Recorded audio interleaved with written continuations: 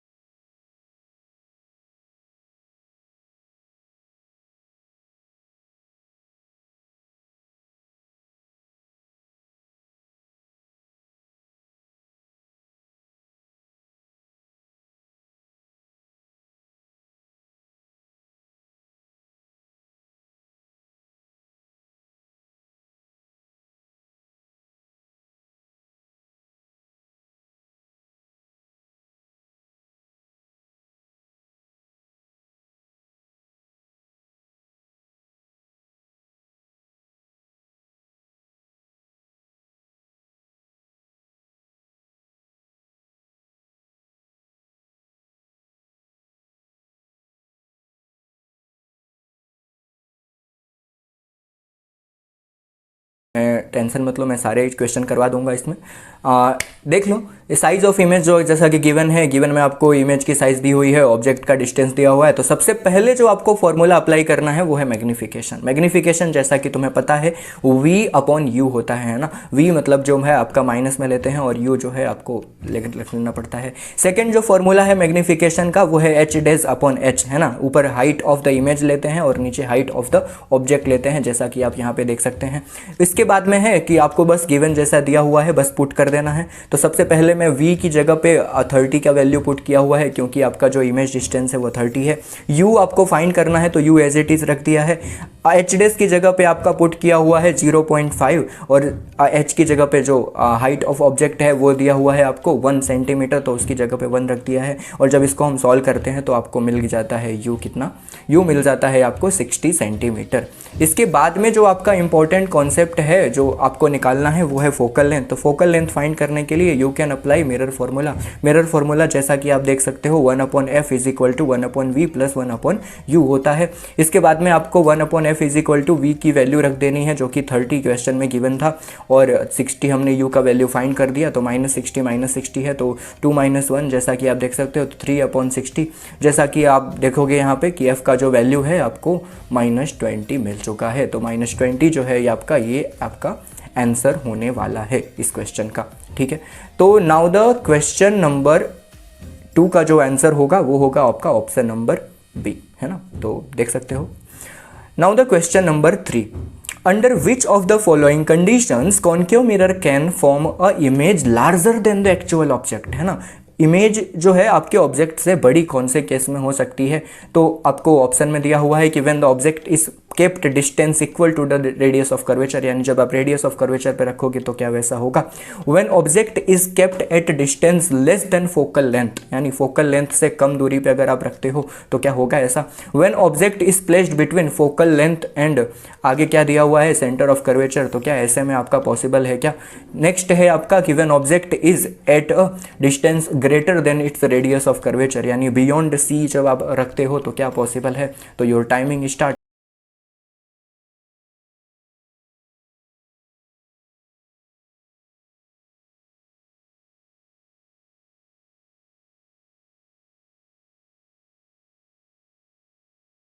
Between focus and centre of curvature, option number C जो है ये आपका करेक्ट होने वाला है। और ऑप्शन नंबर सी करेक्ट होने के पीछे एक रीज़न है, बहुत सिंपल सा रीज़न है, बिकॉज सारे ऑप्शन को आप देख लो एक बार। When object is kept distance equal, है ना, जब आप रेडियस ऑफ कर्वेचर के इक्वल पे रखते हो तो क्या आपको मिलता है, रेडियस ऑफ कर्वेचर के ऊपर अगर आप रखोगे तो ऑब्जेक्ट की साइज एंड इमेज की साइज दोनों इक्वल रहती है।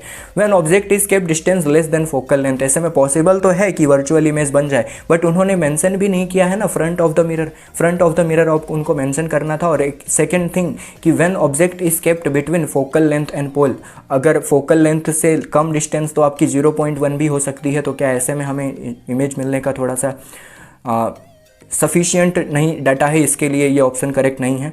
ऑप्शन नंबर सी जो है ये परफेक्ट है, object is placed between focus and centre of curvature. जब आप फोकस और सेंटर ऑफ कर्वेचर के ऊपर जब आप देखोगे ना तो आप एकदम शॉर्टकट में आप समझ जाओगे कि जो आपका जो इमेज बनने वाला है वो बनने वाला है रेडियस ऑफ कर्वेचर के ऊपर। और when object is kept distance greater then radius of curvature, यानी रेडियस ऑफ कर्वेचर के बाद में अगर आप रखोगे ऑब्जेक्ट को तो आपका जो इमेज बनता है वो बनता है in between focus and radius of curvature, जिसकी साइज छोटी होती है। तो इसके लिए ऑप्शन नंबर डी भी जो है आपका ये इनकरेक्ट रहने वाला है, तो ऑप्शन नंबर सी करेक्ट होगा। Now the question number 4, figure shows a ray of light as it travels from medium A to B, refractive index of the medium B related to A कितना होगा आपको find करना है। Options में दिखा देता हूँ आपको, √2 ऐसा दिया हुआ है, आपको देख लीजिए। तो now choose the right answer, आपको रिफ्रैक्टिव इंडेक्स का फॉर्मूला लगाना है। You can choose the right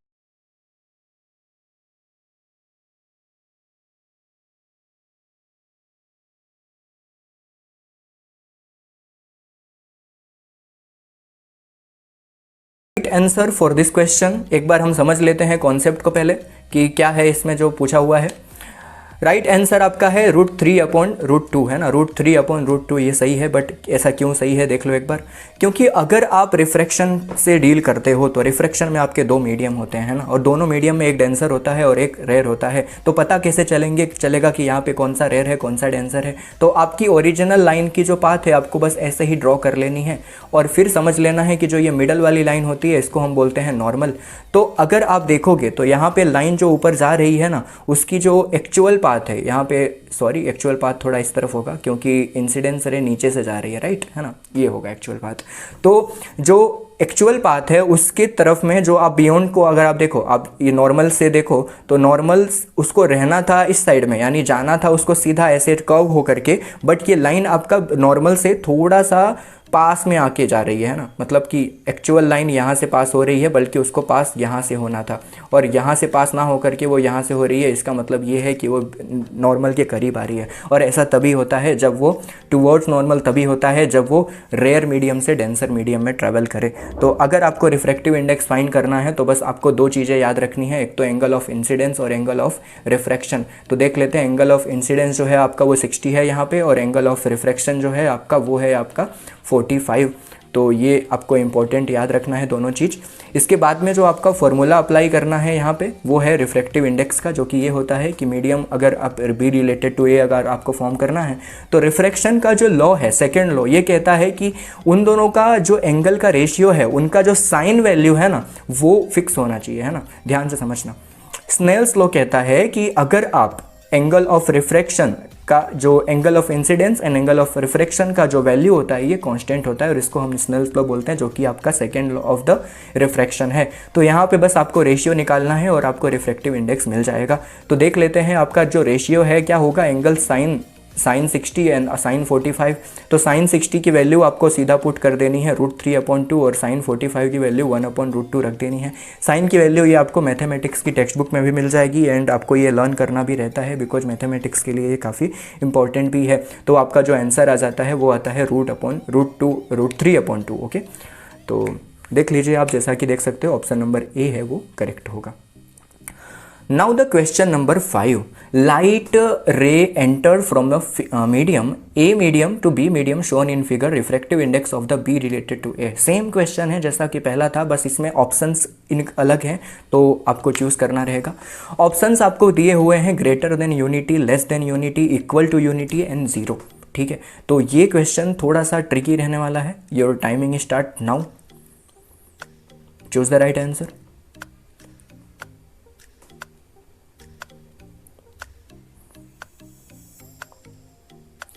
okay, now the right answer for this question is, समझना है, ठीक है, देख लेते हैं, बढ़िया समझ लेते हैं। पहले क्या है, पहले कि ये आपका इंसिडेंस रे है, ये है ओरिजिनल पाथ, तो ओरिजिनल पाथ से सीधा ऊपर जाएंगे, तो आप देख सकते हो यहाँ पे ओरिजिनल पाथ के बाद में वो टुवर्ड्स नॉर्मल, यानी नॉर्मल की तरफ में वो आ गई है थोड़ा। तो नॉर्मल की तरफ में अगर आपकी रे आती है तो ऐसे में क्या बोल सकते हो, सेम कि rare medium to denser medium में ये ट्रैवल कर रहा है।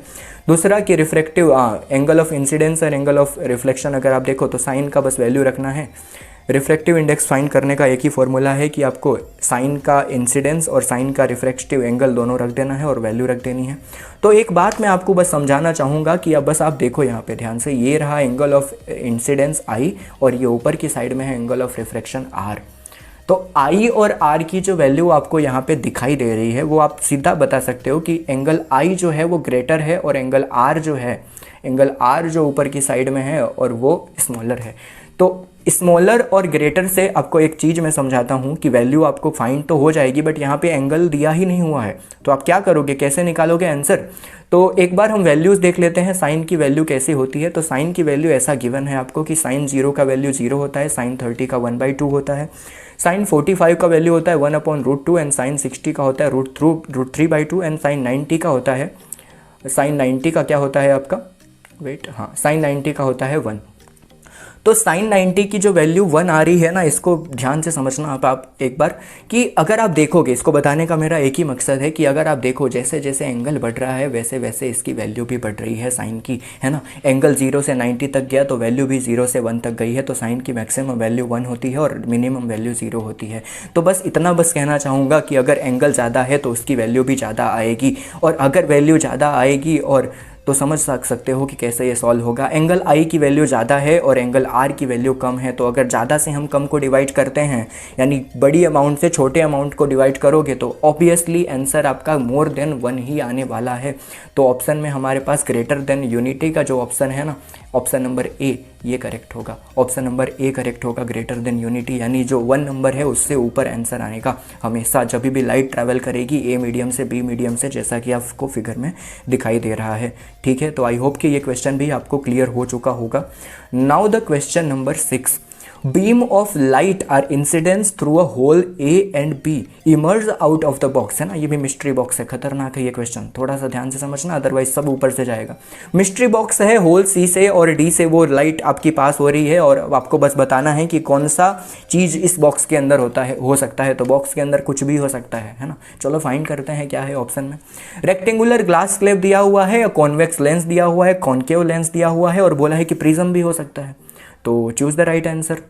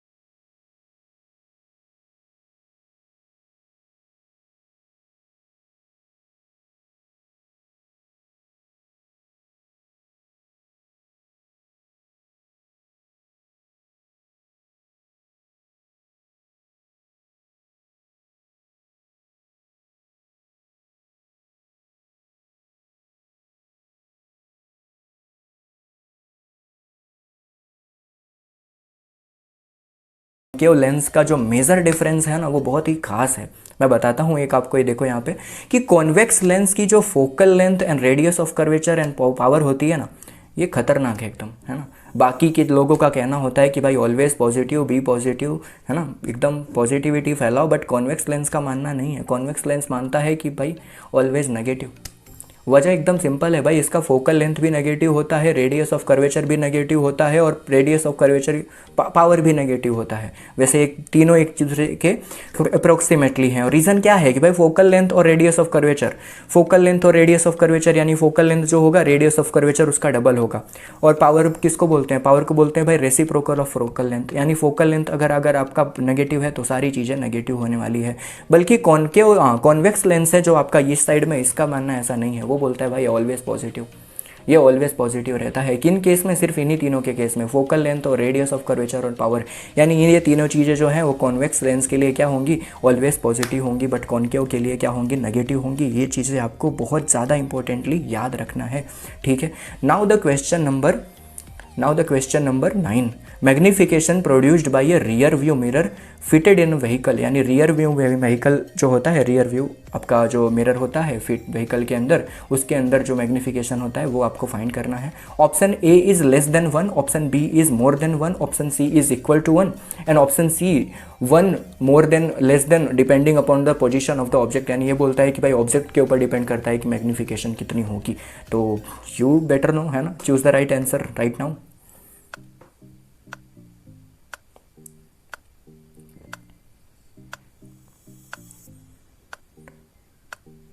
Okay, now the right answer for this question is less than 1। और रीज़न बहुत सिंपल है ना, रीज़न बहुत सिंपल है। रीज़न इतना सिंपल है कि अगर आप मैग्निफिकेशन अगर देखो, किसकी बात कर रहे हैं? Rear view mirror. Rear view mirror मतलब क्या? रियर व्यू मिरर मतलब कॉन्वेक्स मिरर, जहाँ पे हम कॉन्वेक्स मिरर का इस्तेमाल करते हैं। और कॉन्वेक्स मिरर के बारे में एक बात खास मैं आपको बता दूँ कि it is a diverging mirror. और डाइवर्जिंग मिरर की खास बात है कि वो वाइड व्यू देता है, वाइड रेंज व्यू। और वाइड रेंज व्यू में अगर आपको बहुत बड़ी सारी चीज़ें एक ही छोटी सी जगह में देखनी है तो ऑब्वियसली उसको छोटा करना पड़ेगा, तभी तो वो एक जगह पे आ पाएंगे। तो अगर उसकी साइज़ छोटी हो रही है, यानी जो ऑब्जेक्ट की साइज़ है और जो इमेज की साइज़ है, ऑब्जेक्ट अगर इतना बड़ा है तो इमेज थोड़ी छोटी आपको मिलेगी, तो मैग्निफिकेशन मतलब छोटा हो जाएगा, यानी लेस देन 1 हो जाएगा। यानी ऑब्जेक्ट साइज और इमेज साइज जो है वो लेस देन 1 होगी, बिकॉज रेशियो निकालते हैं उसी को तो बोलते हैं हम magnification. Object size and image size की जो रेशियो होती है उसको ही बोलते हैं मैग्निफिकेशन, राइट ना। तो ऐसा देख लेते हैं आप, मैग्निफिकेशन का यहाँ पे फॉर्मूला भी दिया हुआ है ना।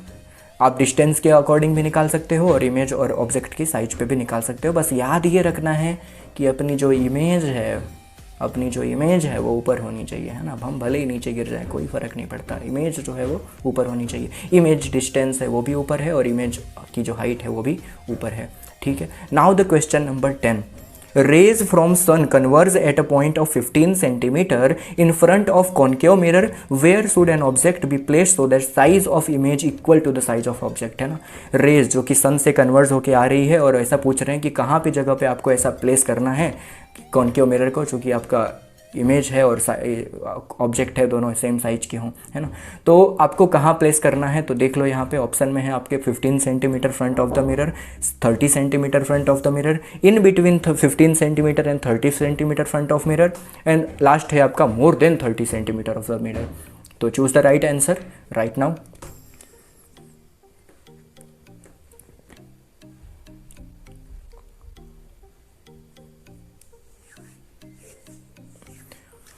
Okay, now the right answer for this question is 30 centimetre in front of mirror. और रीज़न बहुत ही सिंपल है ना, रीज़न बहुत ही सिंपल है। रेडियस ऑफ कर्वेचर का फॉर्मूला लगाना है, r is equal to 2f।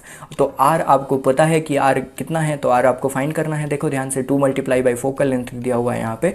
Focal length कितना दिया हुआ है? 15 सेंटीमीटर। कैसे पता चला भाई? अगर कोई भी आपका मिरर है वो एक जगह पे कन्वर्ट कर रहा है सारी रे को, तो फोकल लेंथ उसी की इक्वल होती है। तो दैट्स वाई जो आपका फोकल लेंथ है ना वो एकदम सेम रहने वाला है, ठीक है। Now the question number 11, full length of image of a distant tall building can definitely be seen by using what? यानी फुल लेंथ एक बड़ी सी बिल्डिंग है, वो आपको पूरी बिल्डिंग एक ही जगह पे एक ही चीज़ में देखनी है, तो आप कैसे देख पा सकते हो। ऑप्शन में है concave mirror, convex mirror, a plane mirror, both concave and as well plane mirror, दोनों के साथ में। तो चूज द राइट आंसर।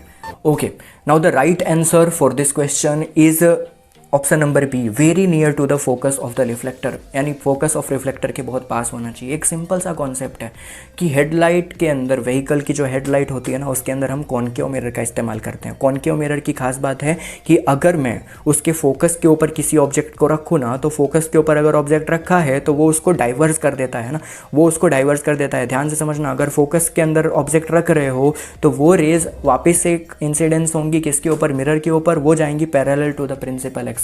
और अगर parallel to the principal axis आपको रखना है, रेज को रखना है, तभी तो आप हेडलाइट को अच्छे से ऑब्जर्व कर पाओगे, है ना, चीज़ों को ऑब्जर्व कर पाओगे हेडलाइट से। तो यहाँ पे जो सही ऑप्शन होगा वो होगा very near to the focus of the reflector. Now the question number 13, laws of reflection holds good for what, है ना। लॉज ऑफ रिफ्लेक्शन किसके लिए परफेक्टली सूट होता है? Plane mirror only, concave mirror only, convex mirror only, all mirror irrespective of shape, है ना, कोई फ़र्क नहीं पड़ता कि कोई भी कैसा शेप हो। बट क्या, देख लेते हैं कौन सा ऑप्शन सही है। तो now choose the right answer.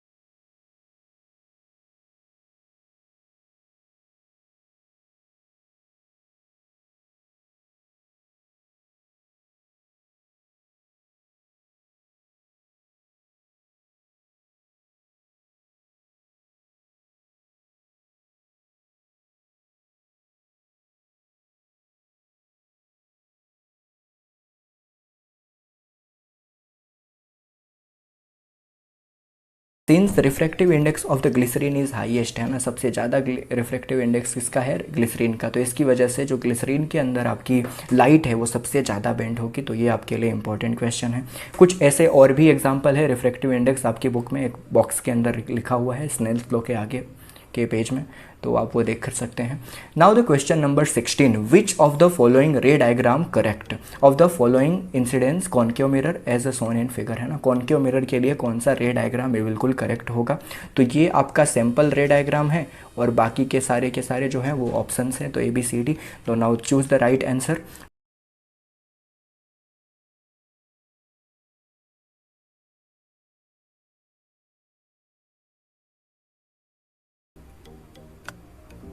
Okay, now the right answer for this question is of figure number D, है ना, ये फिगर नंबर डी है वो करेक्ट है। बिकॉज रीज़न बहुत सिंपल है ना, कि अगर लाइट आपकी parallel to the principal axis आती है तो वो क्या होगा, parallel to the principal axis आएगी तो वो फोकस से इंटरसेक्ट होकर के जाएगी, है ना। तो अगर आप देखो यहाँ पहले पॉइंट में, इस पहले ऑप्शन में फोकस के ऊपर से नहीं बल्कि फोकल से पहले ही रिफ्लेक्ट हो चुका है वो।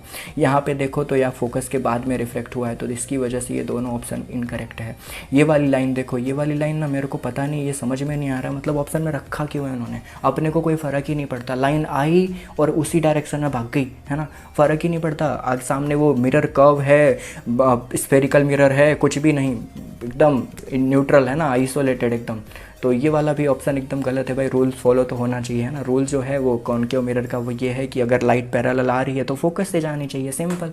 तो इसके लिए ये डी ऑप्शन करेक्ट होगा, है ना। नाउ द क्वेश्चन नंबर 17, ये भी सेम क्वेश्चन है रे डायग्राम के ऊपर, बट ये है आपका लेंस का। तो which of the following ray diagram correct for the ray light incidence from lens in shown in figure. तो ये आपका सैंपल है कि आपका जो इस बार लाइट है वो फोकस से आ रहा है, तो कहाँ पे रिफ्लेक्शन होगा ये आपको बताना है। तो choose the right answer right now.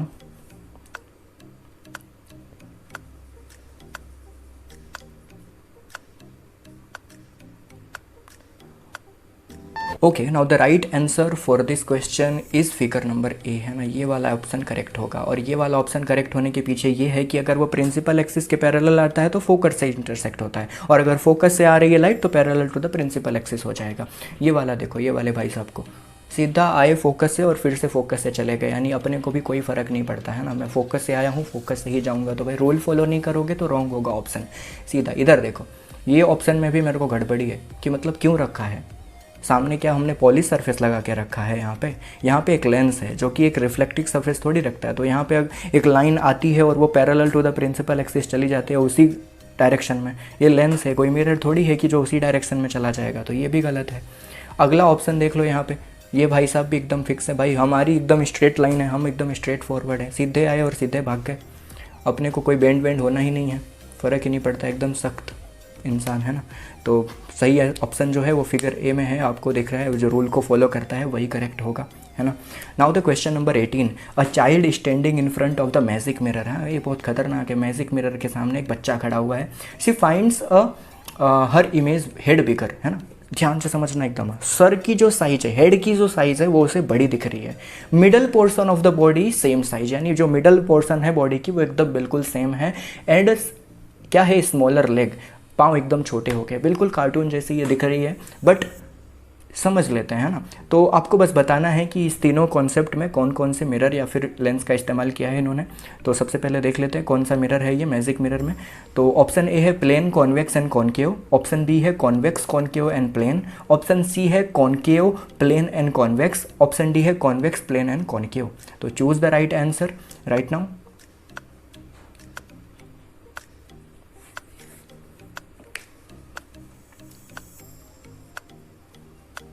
Okay, now the right answer for this question is concave plane and convex, है ना। जब कॉन्केव मिरर के सामने आप अपना फेस रखते हो तो कॉन्वेक्टिव एक कन्वर्जिंग मिरर है, यानी जूम इन करके चीज़ों को दिखाता है, जैसे कि हम सेविंग ग्लास के रूप में भी इसका इस्तेमाल करते हैं। तो आपके जो बियर्ड्स हैं उसमें थोड़ा सा जूम इन होकर दिखते हैं ताकि आप शेविंग अच्छे से कर पाओ, तो इसलिए कॉन्केव मिरर में जूम इन वाला आ जाएगा। प्लेन मिरर भाई अपने को कोई फ़र्क ही नहीं पड़ता, सेम साइज है एकदम, जैसा ऑब्जेक्ट होगा वैसा इमेज होगा।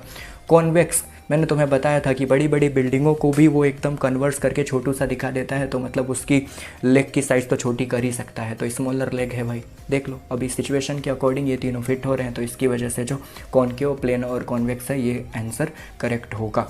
नाउ द लास्ट क्वेश्चन, इसके बाद बिल्कुल बस एंजॉय करो लाइफ, है ना। In which of the following image of the object placed infinity will be highly diminished at the point size, है ना। इन्फिनिटी के ऊपर अगर आपने क्या रखा हुआ है, इमेज ऑब्जेक्ट रखा हुआ है, तो जो आपकी क्वेश्चन फिर से देख लो एक बार, इमेज ऑफ एन ऑब्जेक्ट, है ना, इमेज जो है इन्फिनिटी पे बन रही है, हाईली डिमिनिश्ड, एकदम छोटी सी इमेज बन रही है, तो कौन से केस में ऐसा पॉसिबल है? Concave mirror only, convex mirror only, convex lens only, concave mirror, convex lens, concave lens, convex lens, सबके सब डाल दिया एक ही ऑप्शन में, तो कौन सा ऑप्शन करेक्ट होता है? तुम्हें क्या लगता है?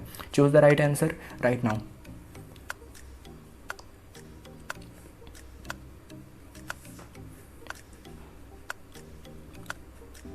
Okay, now the right answer for this question is concave mirror, convex mirror, concave lens and convex lens. सबके सब में ऐसा रूल होता है कि भाई अगर कोई भी लाइन है, ध्यान से समझना, कॉन्सेप्ट बिल्कुल सिंपल है ना, सबका फोकल लेंथ होता है ना, सबका फोकल लेंथ होता है, मतलब रेज अगर आती है तो एक ही जगह पे वो फोकस हो जाती है, तो अगर वो फोकस होने की कैपेसिटी रखती है ना, तो इसका मतलब ये है कि वो डिमिनिश्ड साइज़ की इमेज बना सकती है, और फोकल लेंथ तो इन सब का होता है, तो इसकी वजह से आप समझ सकते हो कि सब के सब आएंगे ऑप्शन में, ठीक है। तो आज की प्रैक्टिस के लिए बस इतना ही है। Knowledge is of no value, है ना, नॉलेज की कोई वैल्यू नहीं होती unless you put into practice, है ना। जब अगर आप नॉलेज को अपने प्रैक्टिस में नहीं डालते हो तो उसकी कोई वैल्यू नहीं है। एकदम सिंपल सा कॉन्सेप्ट है। अगर एक आयरन है, अगर आप अपने आप को एक आयरन मानते हो, अगर आप इस्तेमाल नहीं कर रहे हो खुद का रोज़ अच्छी वजह से अपना 100% नहीं दे रहे हो, तो बस रस्टिंग हो सकती है। तो बस इसके लिए ऊपर मैं आपको साइड में आपको दे दूंगा यहाँ पे कि एक मेटल एंड नॉन मेटल का जो एग्जाम्पलर सॉल्यूशन है वो आप चेक कर सकते हो। तो हम मिलते हैं नेक्स्ट वीडियो में, तब तक के लिए stay tune. Thank you for watching this video.